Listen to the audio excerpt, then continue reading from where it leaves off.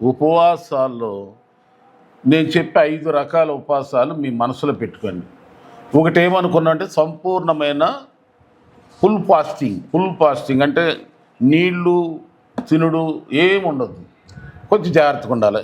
ఇది నిర్గమాకాండ 34 అధ్యాయం 28లో మనం చదువుతున్నాం ఈ మాట. ఇది తీసుకునేటప్పుడు చాలా జాగ్రత్తగా ఉండాలి. అది పబ్లిక్గాను చేయొచ్చు, పబ్లిక్గా కాదు, పర్సనల్గా చేసుకోవాలి. పర్సనల్ దేవునితో. తర్వాత సాధారణమైన ఉపవాసం ఉంది. సాధారణమైన ఉపవాసం అంటే ఎలాగంటే ఫ్రూట్స్తో, లేకపోతే ఒక్కోసారి తినేసి బ్రేక్ఫాస్ట్, లేకపోతే ఒక టిఫిన్ అంత కొంచెం తిని ఉండటం అనేది ఏమో సాధారణమైన ఉపవాసం. దినంలో ఎప్పుడు తినేది కాకుండా, ఉదాహరణ చూడండి, ఎప్పుడు నాన్ వెజ్ తినేవాళ్ళు ఈ కొన్ని రోజులు ఉపవాసాల్లో ఈ నాన్ వెజ్ మానేస్తారు. అంటే బలమైన ఆహారం మానేసేసి బలహీనమైన కొంత తింటారు. అది సాధారణమైన ఉపవాసం. ఇక పాక్షిక ఉపవాసం అంటే మధ్యలో బ్రేక్ వేసి మళ్ళా స్టార్ట్ చేయటం. ఇప్పుడు మనం ఈ 40 రోజుల్లో బ్రేక్ వేస్తామా లేదా? బ్రేక్ వేస్తాం. ఎప్పుడు వేస్తారు? సండే వేస్తాం. సండే సంపూర్ణంగా భోజనం చేస్తారు. తిన్నోళ్ళు ఉంటే తినని వాళ్ళకి ఈ మాట చెందదు, భోజనం చేసేవాళ్ళు ఉంటారు. ఆదివారం బ్రేక్ వేస్తారు. ఆగుతూ చేసేదాన్ని ఏమంటారంటే ఇది పాక్షికమైన అది ఓకేనా. తర్వాత ఇంకోటి నాన్ ఫుడ్ ఫాస్ట్ అంటే ఇదేమిటంటే ఈ కొంత నాన్ ఫుడ్ ఫాస్ట్ అంటే కొన్ని ఆహారాలు మానేసి కొన్ని ఆహారాలు తినటం. ఉదాహరణకు దానియేలు కాలంలో ఆయన రాజులు తిని ఆ దేశంలో వారు తినేటువంటి మాంసాహారం, ఆ భోజనాల పద్ధతులన్నీ మానేసేసి ఏం చేశారు, ఈయన శాఖాధాన్యాలు తింటామన్నట. అది కొన్ని తిని కొన్ని మానేది, కొన్ని తినకూడదు, కొన్ని తినచ్చు. ఇప్పుడు ఉదాహరణ ఎవరైనా పసిపిల్లల తల్లులు ఉన్నారో, మంచి చిలో ఉపవాసాలు ఉండాలనుకున్నారు అనుకొని వాళ్ళు పూర్తి ఉపవాసం చేయకూడదు. వాళ్ళు తినాలి, చేయొచ్చు, కానీ కొన్ని తినాలి, కొన్ని తినకూడదు అట్లా. అలాగే కార్పొరేట్ ఫాస్టింగ్, కార్పొరేట్ అని అంటే మనం పాక్షికమైన దీన్ని ఎందుకంటారంటే ఈ మాట ఇది పబ్లిక్గా రాజులలాగా మనం ఒక అధికారంగా చేసేటువంటి ఫాస్టింగ్. ఇది పబ్లిక్గా ప్రకటించుకుని అందరూ కూడా సంతోషంగా ఉత్సాహంగా చేసుకునేటువంటి ఫాస్టింగ్. అందుకని జకర్యా గ్రంథంలో అంటాడు మనోహరములైన ఉపవాస దినాలు అంటాడు, పండగ ఉపవాసాలు. ఇప్పుడు ఉదాహరణ చెప్పాలంటే ఈ 40 రోజులు పబ్లిక్గా మనం చెప్పుకొని చేసే పండగలో ఈ ఉపవాసాలు ఎలా ఉండాలంటే పండగ ఉపవాసాల్లో ఉండాలి, కానీ ఉసూరు మంట చేసే ఉపవాసాలు మాత్రం కాదు. ఉత్సాహంగా ఉండాలి. మనం చూసి కొంతమంది ఈ ప్రత్యేకంగా ఉన్నారు, ఏంటి ప్రత్యేకంగా ఉన్నారని వాళ్ళు కూడా రావాలి. మన యొక్క ప్రత్యేకత చూసి మన యొక్క ప్రార్థన, మన ఆశ, ధ్యాస, భాష, మన యొక్క వాతావరణం అంతా చూసినటువంటి వాళ్ళకి మనం కూడా చేస్తే బాగుంటుంది. ఈ అన్న ఎప్పుడు రోజు విడివిడిగా ఏదో అట్లా ఉండేవాడు, ఈ రోజు ఏంటి కొద్ది రోజులు ప్రత్యేకంగా కనబడుతున్నాడు ఏంటబ్బా, మనం కూడా ఉందామే అనేలాగా మన ఈ ఉపవాస సంతోషం మనలో నుండి పెళ్ళుపుకారు లోకంలోకి. ఆమేన్. కనుక ఉపవాసాలు చేస్తున్నట్టు దేవునికే తప్ప మనుషులెవరికి కూడా కనబడకుండా ఉండాలి అంటే మనం ఏం చేయాలంటే అలా ప్రవర్తించాలి అక్కడ. విన్నారా? కనుక కొంతమంది ఇప్పుడు ఈ ఉపవాసాలు పబ్లిక్గా చెబుతున్నా ఎలా చేయాలి ఈ 40 రోజులు అంటే పగలంతా లిక్విడ్స్ నిమ్మరసాలు, మజ్జిగో, పండ్ల రసాలు ఇవి తీసుకుంటూ లిక్విడ్ తీసుకుని రాత్రి ప్రార్థన అయిపోయిన తర్వాత అప్పుడు ఇంటికి వెళ్ళినాక మీరు భోజనం చేస్తారో టిఫినే చేస్తారో చేయొచ్చు. డ్యూటీలకు వెళ్తున్నారు కనుక, బలహీనంగా ఉన్నారు కనుక ఇవి ఇది ఇప్పుడు చేసే ఫాస్టింగ్లు అవే కనుక అలా చేసుకోండి. ఇది ఓపెన్, ఈ సీక్రెట్ ఏమి కాదు. కానీ పగలంతా మీరు ఉద్యోగాలు చేస్తూ పని చేస్తూ మరి ఇంటి పని చేస్తూ బయట పని చేస్తూ మరి ఏమీ తినకుండా త్రాగకుండా ఉన్నారనుకోండి, మీ ముఖాలు ఎవరి ముఖాలైనా వాడిపోయినట్టు వడిలిపోయినట్టు, చూసే వాళ్ళకి ఏంటి మరి ఇట్లయిపోతాం కళ్ళు గుంటలు అని వాళ్ళతో మనం చెప్పించుకుని మళ్ళీ మనకు ఏదో జరుగుతుంది, మళ్ళీ అనుమానాలు క్రియేట్ అవుతాయి. మళ్ళీ ఇంకో సమయంలో కొంతమంది అయితే కళ్ళు తిరిగి పడిపోయి డాక్టర్ల దగ్గరికి వెళ్ళటం ఇలాంటివి జరుగుతూ ఉంటాయి. అలాంటి పరిస్థితి మనకు మనం తెచ్చుకోకూడదు. దేవుడికి అవమానం. ఇంకా చెప్పాలంటే ఉపవాసాల్లో మన ఆరోగ్యము ఇంకా మెరుగుపడాలి. మరి మీ అనుభవం ఏమో నాకు తెలియదు, నాకైతే ఉపవాసం ఉన్నానంటే ఇంకా ఎక్కడ లేని ఉత్సాహం వస్తుంది. అది దేవుని ఆత్మ బలమో నాకు తెలీదు, దేవుని కృపో నాకు తెలీదు. చాలామందికి ఉండొచ్చు ఈ అనుభవం. నేను చెప్తున్నాను కనుక మీరు వింటున్నారు. మీరు కూడా అలాంటి అనుభవం పొంది ఉండొచ్చు. ఉపవాసములో ఉంటేనే ఎంతో యాక్టివ్గా ఉంటాం, ఆరోగ్యాన్ని ఇంకా మంచిగా మెరుగుపరుచుకుంటాం కదా. అందుకనే మనకు ఉపవాసం అనేది చాలా చాలా మంచిది. 5 రకాల ఉపవాసాల గురించి నేను చెప్పాను. ఇప్పుడు ఈ ఉపవాసాల ద్వారా మనకు కలిగేటువంటి కొన్ని లాభాలు, ఒక 5 లాభాలు చెప్పి నేను ఈ సమయంలో నేను ముగించేస్తాను. చూడండి, బైబిల్లో మొట్టమొదటిగా మనం ఉపవాసం అనేది ఎందుకు చేయాలి అంటే, మనం ఉదయాన్నే లెగ్గానే టిఫిన్ చేయాలనిపిస్తుంది, మధ్యాహ్నం అవగానే భోజనం చేయాలనిపిస్తుంది. అవునా కదా, ఆకలి అనిపిస్తుంది. ఈ ఉపవాసం ఎందుకు చేస్తామంటే, ఆ టైంలో మనం ఉపవాసం అనగానే ఏం చేస్తాం, ఆ టిఫిన్ ఆపేస్తాం. ఆ ఉపవాసం అనగానే ఆ లంచ్, ఆ భోజనం ఆపేస్తాం. అప్పుడు ఆ ఆకలిని ఎవరి మీదకు మరలుస్తున్నాం, టర్న్ చేస్తున్నాం,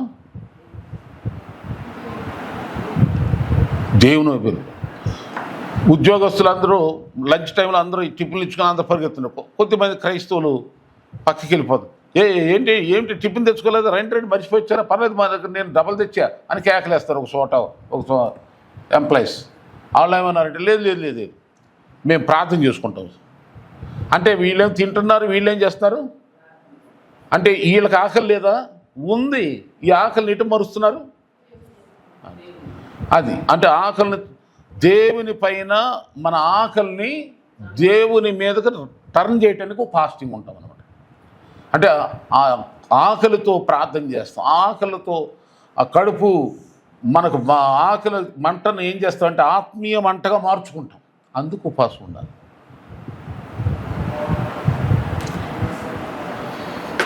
ఎందుకనక ద్వితీయోపదేశకాండం 8:3 ఉంది, అలాగే మత్తయి సువార్త 4:4 కూడా ఉంది. ఆకలిలోనే దేవుని పైన ఆధారపడటం, దేవుని పైన ఆకలిని పెంచుకోవటం. ఇప్పుడు ఇంతకుముందు మనం ఇష్టమైన తిన్నాం, తృప్తి పడ్డాం, ఆహారం తిన్నాం, కొంచెం ఆహారాన్ని మానేసి దేవుని తట్టు తిరగటం. బతకటానికి అంత తాగటమో అంత తినటమే తప్ప ఈ ఉపవాసాల్లో చేయాల్సిన పని ఏంటంటే, ఈ ఉపవాసం మన ఆకలిని దేవుని వైపు మళ్ళేలాగా చేయాలి. ఆకలి అవుతుందంటే దేవుడు గుర్తు రావాలి. కొంచెం దప్పిక అవుతుంది కనుక నీళ్ళు తాగాలి, అంతే ప్రార్థన చేసేయడం మొదలెట్టాను. ఏం భయపడకూడదు. కనుక ఈ ఉపవాసాలు మన భోజనం మానేసేంత మాత్రాన ఏం కాదు. ఒక చోట నేను వెళ్ళినప్పుడు, ఒక ప్రాంతానికి వెళ్ళినప్పుడు అక్కడ ఉపవాసాలు చేస్తున్నారు. ఎలాంటి ఉపవాసాలు అంటే, అక్కడ పగలంతా లిక్విడ్లు తాగేసి సాయంత్రం పూట చపాతీలు, రోటీలు ఏదో తింటున్నారు. కొంతమంది దోశలు, ఏదో టిఫిన్స్, అన్నం తినరంట. అబ్బా, దానికోసం వాళ్ళు ఎంత గొప్పగా ఫీల్ అవుతున్నారంటే, అబ్బా మేము భోజనం చేయము, మేము భోజనం చేయము అంటున్నారు. సరే, మేము హైదరాబాద్ నుండి వెళ్ళాం కదా, మాకు భోజనం, మాతో పాటు వాళ్ళు మాకు అంత భోజనం అన్నం తిన్నారంతే. మాకు వాళ్ళకి తేడా ఏంటంటే, మేమే అంత అన్నం తిన్నాం, వాళ్ళేమో అన్నం ఒకటే తినలేదు కానీ మొత్తం తినేసేసారు. చేపల కూరలు, రొయ్యల కూరలు, పీతల కూరలు, మొత్తం మాకైతే ఏమైతే ఏర్పాటు చేసారు మొత్తం. అప్పుడు నేను అనుకున్నాను, బాబు ఇలాంటి ఉపవాసాలు అయితే నాకు సంవత్సరం అంతా ఉంటాను రా బాబు రఘు. ఏంటి అక్కడ మార్పు? అన్నం ఒకటే మానేసారు వాళ్ళు, అన్ని కడిగిస్తుంటున్నారు. నిజంగా చెప్తున్నా, నాకు అలాంటి ఉపవాసం అంటే చాలా ఇష్టం. నేను ఉంటా, నాకు ఇష్టమే. అన్నం మానేసి ఎంతకాలం ఉండమంటారు అనుమానం. ఆమేన్. కనుక ఇక్కడ సరే, మన ఆకలిని చెప్పండి ఎవరి వైపు తిప్పుదా? అది ఈ 40 ప్రత్యేక రోజులు మధ్యాహ్నం ఆకలేస్తుందా, కొంచెం నీళ్ళు దప్పుకో, కొంచెం తాగి వెంటనే వెళ్ళిపోయి ప్రార్థన చేసుకోవాలి. ఫోన్లో వినొద్దు, ఫోన్ మాటలు వినొద్దు, పాటలు వినొద్దు. కాసేపు ఆకలి మంటలోని ప్రార్థన దేవుడు చూస్తాడు టైం. అది విలువైన టైం, చాలా మంచి సమయం అది. ఆమేన్. చేస్తారా మీరు? చేయి చూపించండి, దేవుడు చూస్తున్నాడు మీ చేతులు. ఆకలి టైంలో చేయండి, దేవుడు దీవిస్తాడు మిమ్మల్ని. ఆకలిని దేవుని తట్టు మర్చుకోవటది. ఏమండి? రెండవదిగా మనం ఉపవాసం ఎందుకు ఉండాలి అంటే, మనలోనికి తగ్గింపు జీవితం రావటానికి, తగ్గింపు జీవితాన్ని తగ్గించుకోవటం. మన ఆయుష్ ఎంత, మన బ్రతుకు ఎంత, మనం ఏ పట్టోళ్ళమో, అసలు మన గురించి మనకి ఆత్మ విమర్శ చేసుకుని మన స్థితిగతి ఏంట్రా బాబోయ్ అని ఒక్కసారి మనం చూసుకుని, మన ఎంతటి వారో తెలుసుకుని మనం ఏం చేద్దాం, మనమే తగ్గించుకోవటానికి ఈ ఉపవాసం మనకు ఉపయోగం. దీని గురించి నినివే పట్టణస్తులందరూ యోనా గారి ప్రకటన విని వాళ్ళందరూ ఏం చేశారంటే, రాజుగారు మొదలుకొని ఆ పట్టణంలో ఉన్నటువంటి దాసుడు వరకు తమ్మును తాము తగ్గించుకున్నారంట. పాతకాల ప్రకారం ఏంటంటే, తగ్గించుకోవటం ఏంటంటే గోని పట్టలు కట్టుకోవటం, బూడిది పోసుకోవటం, నేలని పట్టడం. కనుక మనం రెండవదిగా ఉపవాసం మనకు చేసే ప్రయోజనం ఏంటంటే, మనకు దేవుని దృష్టిలో తగ్గించుకునేలాగా చేస్తుంది. అవునా? కోపం రాదు. ఆ టైంలో కోపం రాకూడదు, అసలు నీరసం వచ్చేస్తుంది. ఎవరితో నన్ను మాట్లాడలేము. అందుకనే మనం ఈ ప్రత్యేక దినాల్లో కొంచెం ఎవరైనా క్రీస్తులో లేకుండా బయట ఉన్న వాళ్ళు ఎవరైనా కొద్దిగా ఈ 4 రోజులను కొంచెం ఆపండి. ఆగుతుంది ఉండి చూడండి, రుచి చూసి చూడండి, కొంచెం ప్రత్యేకంగా ఉండండి. మరీ మాట్లాడకుండా ఉండకండి. ఏంటో హాయ్ అన్నాడు.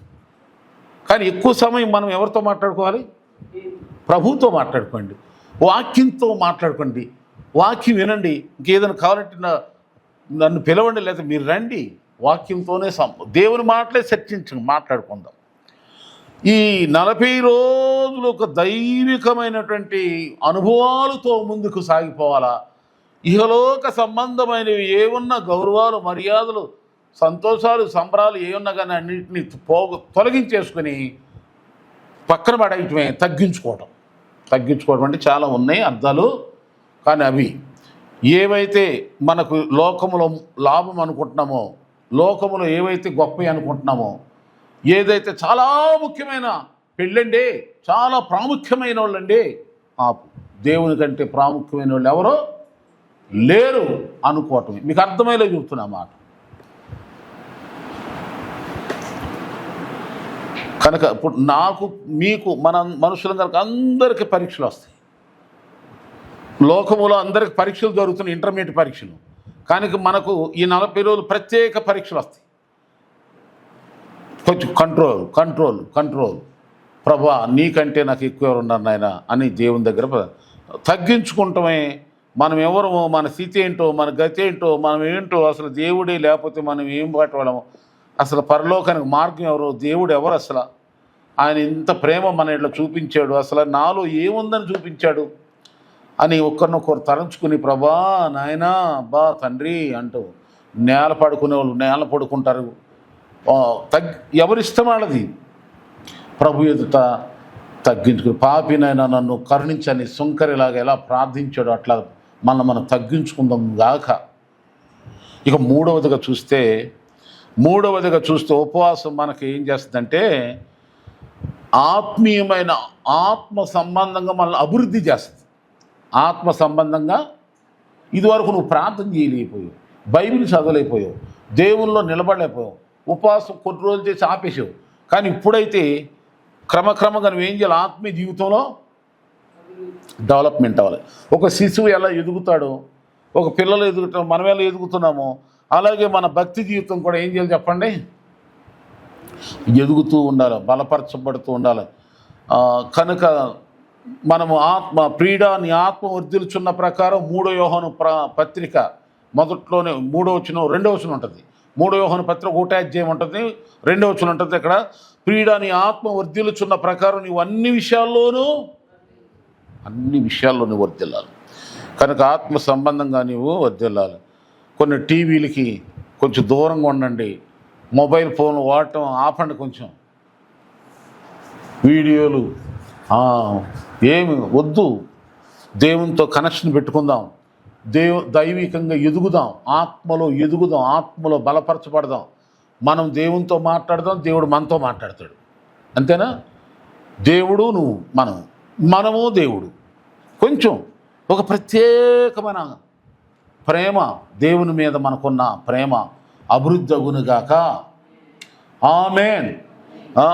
అది అప్పుడు దేవుడు ఈ ఉపవాసం ద్వారా మనకు ప్రయోజనాలు ఉంటాయి. కనుక మనము దేవుని మీద భక్తి పెంచుకుందాం గాక, ఆయనకి మనకు రిలేషన్షిప్ డెవలప్మెంట్ అవునుగాక. ఇదివరకు మనం ఏం భక్తి జీవితంలో చేయలేకపోయాం, ఇప్పుడు చేద్దాం గాక.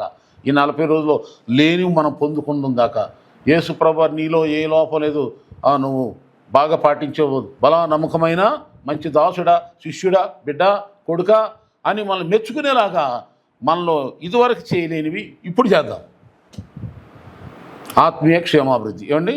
తర్వాత ఏం చెప్పానంటే, మొదటగా మన ఆకలిని దేవుని పైకి ఆత్మీయ సంబంధంగా మార్చుకోవాలి. మొదటగా ఉపవాసం ద్వారా అది బెనిఫిట్. రెండవదిగా ఏం చేయండి? తగ్గింపు జీవితం, తగ్గించుకోవాలి. ఉపవాసాల్లో నా పేరు పెట్టబడిన జనులు తమ్మును తాము తగ్గించుకుని అందు కదా. కనుక మనం తగ్గించుకుంటేనే దేవుడు మనల్ని హెచ్చిస్తాడు. హెచ్చించబడాలంటే తగ్గించుకోవాలి. చూడండి, ఒక లోకంలో ఒక సూక్తి ఉంది, రాజులాగా బతకాలంటేనంట కూలోళ్ళలాగా కష్టపడి పని చేయాలంట. లోకంలో అందరూ సకల జనులకు తెలిసిన ఒక సామెత ఉంది, పని కష్టజీవులు బాగా పనిచేసే వాళ్ళకి మా సామెత బాగా తెలుసు. ఒక రాజులాగా బతకాలంటే కూలివానిలాగా కష్టపడాలంట ముందు. అలాగే దేవుని దగ్గర మనం ఎంత తగ్గించుకుంటామో దేవుడు మనల్ని అంతగా. కనుక మరి దానియేలు అలా తగ్గించుకున్నాడు. బానిస, ఆ దేశంలో బానిస, అందరి ఎదుట బానిస, పరాయి దేశంలో ఉన్నాడు, మరి లెక్కలేనివాడు అసలు. కానీ అలాంటి వాళ్ళని దేవుడు ఏం చేసాడు? పరాయి దేశంలోని వీళ్ళని ఏం చేశాడు? ప్రధానులుగా. ఎందుకంటే వీళ్ళు మనుషులు ఎదురు తగ్గించుకోవాలా, దేవుని ఎదురు తగ్గించుకున్నారు. దేవుని ఎదురు తగ్గించుకున్నాడు కనుక దేవుడు వాళ్ళని ఏం చేశాడు? అంతగా అన్ని జనులు ఎదుట, భయంకరమైన ప్రజలు ఎదుట హెచ్చిస్తాడు. దేవుని ఎదురు తగ్గించుకుంటా అంత బెనిఫిట్ అండి. ఓకే, మంచిది. తర్వాత మనం 3 విషయాలు మనం చూసుకున్నాం. నాలుగవది ఏంటంటే మనం అపోస్తుల కార్యం గ్రంథంలోనే మొదటి నుండి కూడా మనం చూస్తే శక్తి పొందుకున్నారంట. వాళ్ళు పైనుండి వచ్చే శక్తిని, ఆత్మ బలాన్ని పొందుకున్నారంట. కొద్ది రోజులు వాళ్ళు ఏం చేసి, యేసు ప్రభువు ఆరోహణుడు అయిపోయిన తర్వాత 120 మంది మార్కు మేడగదిలో కూడుకొని ప్రార్థన చేస్తూ స్తుతిస్తూ దేవుని ప్రార్థన చేస్తూ ఉండగా వారిలోకి ఏమొచ్చిందంట? పరిశుద్ధ ఆత్మ వచ్చి వాళ్ళందరూ శక్తి పొందుకుని, వారు ఎన్నడూ మాట్లాడలేని వాళ్ళు అన్య భాషలతో దేవుణ్ణి అనేక చుట్టుపక్కల వినేవాళ్ళందరికీ వింత కలిగేలాగా, ఆశ్చర్యం కలిగేలాగా దేవుణ్ణి మహింపరుస్తున్నారు. చూడమ్మా అయ్యా, వినండి, దేవుని శక్తి నీలో నాలో ఉంటే పాడకుండా ఉండగలనా? ఆడకుండా ఉండగలనా? నాట్యం ఆడకుండా ఉండగలనా? ఉంది కదా పాట, గుర్తు అదే. ప్రార్థన చెయ్యాలంటే నోరు తెరితే, అబ్బా తండ్రి, అయ్యా ప్రభో, ధ్వని.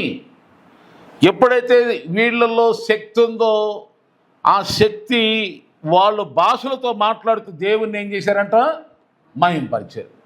మరి ఇప్పుడు ఈ సందర్భంలో దాన్ని మీకు చెప్పాలంటే ఈ 4వ పాయింట్ ఏంటంటే, నీలో ఈ ఉపవాస ప్రార్థన ద్వారా దేవుడు శక్తి నీలో ఉంది అంటే అసలు పాటలకే కానీ మాటలకే దేవుని స్తోత్రం చెప్పడానికి సిగ్గుపడలేక బయట ఇంకెవరికైనా సాక్ష్యం చెప్పాలన్న మాట్లాడుకోను, ప్రభుని గురించి మాట్లాడు. ఆగదు, నోరు ఆగదేక. హృదయం నిండి ఉన్న దాన్ని బట్టి నోరు మాట్లాడనని బైబిల్ ఉంది కదా. మన హృదయంలో దేవుని శక్తి ఉందనుకోండి, ఎక్కడ ఆగగలం? ఇది 4వ విషయం. మరి మీరు పాటిస్తారో, శక్తి పొందుకుంటేనే, ఆత్మశక్తి పొందుకుంటేనే అన్య భాషల్లో అంటే మనకొచ్చిన భాషలోనే ప్రజలకి పాటల ద్వారా, ప్రార్థన ద్వారా, దేవుని స్తుతితో మందిరం మండిపోద్ది.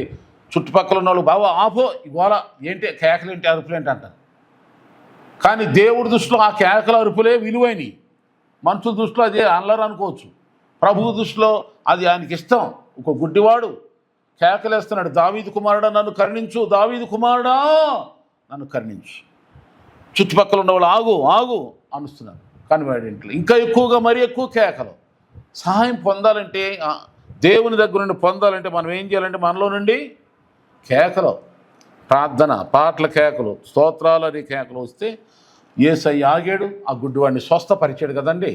ఈ పార్టీ డేస్లో దేవుడు ఈ ప్రత్యేక ప్రార్థనలో మనందరం అలాంటి కృప పొందుకుందాం గాక. ఆమేన్. సిగ్గుపడొద్దు, భయపడొద్దు. ఈ 4 పని చెప్పాను కదా. శక్తి పొందుకోవటానికి, ఏ శక్తి పొందుకోవటానికి? మన బాహ్య శరీరం ఏమో కృషించిద్ది. అంతరంగ పురుషుడిని ఏం చేస్తాడు?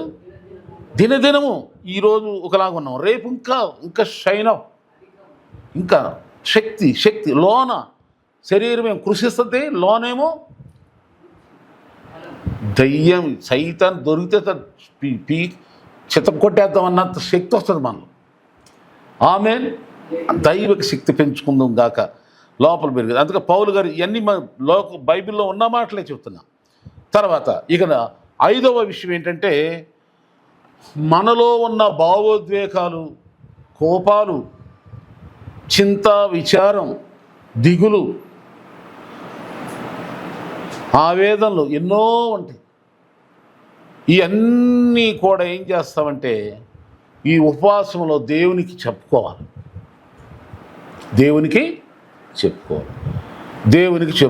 సమస్యను ప్రభువుకి చెప్పుకోవాలి, అవసరతను ప్రభువుకి చెప్పాలి, కోరికను ఆయనకి చెప్పుకోవాలి. యూదులను నాశనం చేస్తాకి అక్కడ ఉన్నటువంటి అహస్వరస్ రాజు కాలంలో యూదుల మీద నాశనం శాసనం రాశారు. అప్పుడు వాళ్ళు ఏం చేశారు? ఎవరు తీర్చలేరు ఆ బాధ, ఎవరు విడిపించలేరు యూదుల్ని. దానికి వాళ్ళు చేసిన పని ఏంటి? ఎవరూ చేయలేరు, ఎవరూ తీర్చలేరు మన అవసరం, ఎవరూ మనకి ఏం చేయలేరు. ఎవరూ లేరు, నీకు లేరు, నాకు లేరు, ఎవరికి లేరు. ఇప్పుడు నాకు 100 కోట్లు కావాలనుకుంటా, ఎవరిస్తారు? ఎవరికేం పని.